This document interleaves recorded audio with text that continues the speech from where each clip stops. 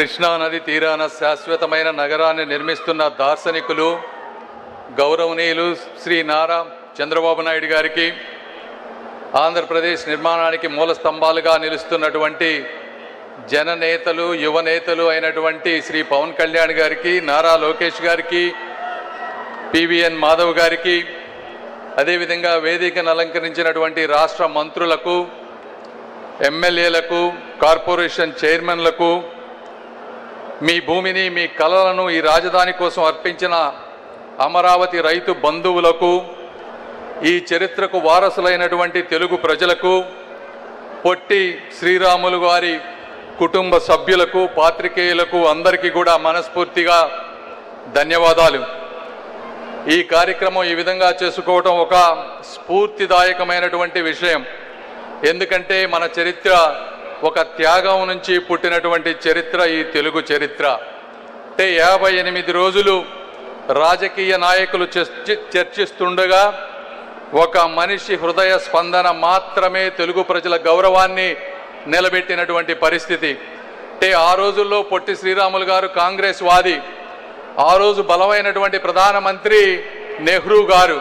అలాంటి బలమైన ప్రధానమంత్రిని ఆ పార్టీలోనే ఉంటూ వారిని వ్యతిరేకిస్తూ భాషా ప్రయుక్త రాష్ట్రాల కోసం 58 రోజులు చేయటం అనేది చరిత్రలో గొప్ప విషయం. 1952 ఆ హృదయం ఆగిపోయిన తర్వాత మాత్రమే భారత మ్యాప్ యొక్క ముఖ చిత్రం కూడా మారింది అని మనం ఈ విధంగా గుర్తుపెట్టుకోవాలి. పొట్టి శ్రీరాములు గారు ఒక సాధారణ ఇంజనీర్, భార్యను, పసిపాపను, తల్లిని ఒకే కాలంలో కోల్పోయినటువంటి మనిషి. అయితే అలాంటి దుఃఖం వచ్చినప్పుడు ఎక్కువ మంది తీవ్ర నిరాశలోకి వెళ్ళిపోతారు. అయినప్పటికీ ఆయన సబర్మతి ఆశ్రమానికి గాంధీ గారి దగ్గరికి వెళ్ళి, నడిచి వెళ్ళి, అంటే ఒక పోగొట్టుకున్న వ్యక్తిలా కాకుండా ఒక విముక్తి చెందిన వ్యక్తిలా వారి దగ్గరికి వెళ్ళి దేశం కోసం సేవ చేసినటువంటి మహనీయులు పొట్టి శ్రీరాములు గారు. నిర్లక్ష్యానికి గురైన వర్గాల హక్కుల కోసం నెల్లూరు నడివీధుల్లో ఎండల్లో పోరాడారు. వివాహితుల పునర్వివాహాలు నివసించేటువంటి నగరం ఈ అమరావతి. అంటే ఈ పేరే ఒక అమరత్వాన్ని చెప్తా ఉంది ఈ రోజున. అంటే శ్రీరాములుని అమరజీవి అని పిలవటంలో ఉన్న అమరత్వమే యాదృచ్ఛికం కాదు. ఈ రోజున ఈ అమరావతి ఈ రూపంలో వచ్చింది అంటే ఇది పురాణాలలో వస్తున్నటువంటి ఒక శక్తి అని కూడా నేను మీ అందరికీ తెలియజేస్తా ఉన్నా. ఆ రోజు శ్రీరాములు గారు ఏ విధంగా అయితే నిరాదరణకు గురి అయ్యారో, అణచబడ్డారో, ఆపబడ్డారో, అదేవిధంగా 2019-24 మధ్య 1631 రోజులు తమ భూమి ఇచ్చిన రైతులను ఆందోళన చేశారు. ఎండలో వానలో రైతులు పగలు ఇబ్బంది పడ్డారు. వారిని చూసి నవ్వారు, వారి మాట వినలేదు, మర్చిపోమన్నారు. అయినా వారు కూడా వెనగడుగు వెయ్యలేదు అని సభాముఖంగా తెలియజేస్తా ఉన్నా. అంటే అన్యాయానికి తలవంచడం అంటే అన్యాయాన్ని ఒప్పుకోవటమే అని భావించారు అమరావతి ప్రాంత రైతులు. ఇది పొట్టి శ్రీరాములు గారు వంటి ఇచ్చినటువంటి ఒక స్ఫూర్తి అని నేను ఈ విధంగా మీ అందరికీ తెలియజేస్తా ఉన్నాను.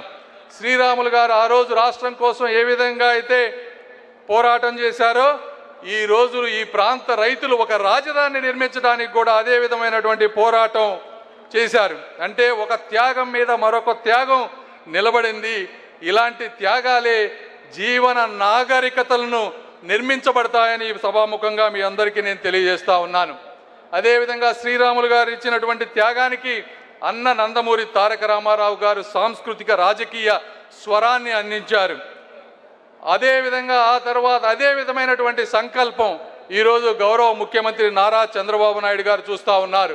2014లో హైదరాబాద్ నుంచి మనం విడిపోయిన తర్వాత వారు కూడా నిరాశ చెందలేదు. గత 5 సంవత్సరాలు ఎన్ని ఇబ్బందులు పెట్టినా, ప్రాజెక్టులు ఆగిపోయినా, పెట్టుబడిదారులు వెళ్ళిపోయినా, ఈ అమరావతి నగరాన్ని అనేకమైనటువంటి పదాలతో భంగపరిచినా కూడా నిరాశ చెందకుండా, నాయకుడు అంటే గెలిచినప్పుడు ముందుండేవాడు కాదు, ఓడినప్పుడు కూడా వెనక్కి తగ్గని వాడు నాయకుడు అని నిరూపించినటువంటి వ్యక్తి శ్రీ నారా చంద్రబాబు నాయుడు గారు. అందుకే చరిత్రలో సార్ మీకు కూడా అమరావతిని మళ్ళీ నిలబెట్టిన నాయకుడు శ్రీ నారా చంద్రబాబు నాయుడు గారు అనే విధమైనటువంటి బిరుదు కూడా వచ్చే విధంగా మేమందరం కూడా కష్టపడతామని మీకు తెలియజేస్తా ఉన్నాను. అదేవిధంగా శ్రీరాములు గారి లక్షణాలు ఎన్నో యువత నేర్చుకోవాల్సిన విషయాలు కూడా ఉన్నాయి. నా మటుకు నేను కొన్ని నేర్చుకున్నాను. అంటే యువత ఏదో ఒక సోషల్ మీడియాలో ఒక వైరల్ క్షణం కాదు, ఒక నిజమైన కారణం, అంటే మనల్ని మించిన కారణాన్ని వెతుక్కొని సమాజానికి, మన రాష్ట్రానికి, మన దేశానికి ఏమి చేయాలో ఆలోచించాలి. అదేవిధంగా నిశ్శబ్దంతో నిరుత్సాహపడకూడదు. శ్రీరాములు గారు 6 వారాలు నిరాహార దీక్ష చేసినా కూడా ఎవరు మాట వినలేదు. నెహ్రూ గారు పట్టించుకోలేదు, మీడియా పట్టించుకోలేదు. అంటే ప్రపంచం మీ మాట వినకపోయినా, మీ కృషి కనపడకపోయినా ఆగకండి, ఇది ఆపమని సంకేతం కాదు అనేది రెండోది. మూడోది, కులం, మతం, ప్రాంతం మర్చిపోండి. శ్రీరాములు అన్ని కులాల ఇళ్లలో ఆ రోజుల్లో భోజనం చేశారు, అన్ని వర్గాల ప్రజల కోసం పోరాడారు. తెలుగు తల్లి బిడ్డలందరూ ఒక్కరు అనే విధంగా ఆ రోజు ప్రవర్తించారు. ఈరోజు కూడా అందరూ ఎవరికి నచ్చిన వాళ్ళు మంచి రాజకీయాన్ని ముందుకు ప్రోత్సాహపరచాలని మనస్ఫూర్తిగా కోరుకుంటా ఉన్నాను. కేవలం విభజించడం అనేది బలహీనమైనటువంటి నాయకుల ఆయుధం, ఐక్యత బలవంతుల ఆయుధం అని ఈ విధంగా నేను తెలియజేస్తా ఉన్నాను. అదేవిధంగా ఆఖరిగా 4వది, నవ్యాంధ్రప్రదేశ్ నిర్మాణంలో ప్రతి ఒక్కరూ కూడా భాగస్వామ్యం కావాలి. నా ఊరికి వెలుతురు కావాలి అంటే ముందు నా ఇంటి దీపం వెలగాలి. ఆ విధంగా మీరందరూ కూడా అందులో భాగస్వామ్యం కావాలని, నాయకత్వం అంటే కేవలం వేదికల మీద నుంచే కాదు, నిరాహార దీక్షలో ఒక నేలపై నుంచి కూడా నాయకత్వం చేయవచ్చు అని చూపించినటువంటి పొట్టి శ్రీరాములు గారిని ఆదర్శంగా తీసుకొని, అదేవిధంగా ఈరోజు ఇంత అద్భుతమైనటువంటి కార్యక్రమం ముఖ్యంగా డుండి రాకేష్ గారికి, వారికి ట్రస్ట్ సభ్యులందరికీ నేను మనస్ఫూర్తిగా ధన్యవాదాలు తెలుపుతా ఉన్నాను. అదేవిధంగా వేదిక పైన ఉన్నటువంటి ఈ కార్యక్రమానికి మొత్తం పర్మిషన్లు ఇచ్చినటువంటి వారిని కానీ, నారా లోకేష్ గారిని గుర్తించినందుకు కానీ, చంద్రబాబు నాయుడుకి అందరికీ కూడా కృతజ్ఞతలు తెలుపుకుంటూ, ఆఖరిగా తెలుగు జాతి త్యాగాలను గుర్తించుకునే జాతి, సర్వస్వం ఇచ్చిన వారిని గౌరవించే జాతి.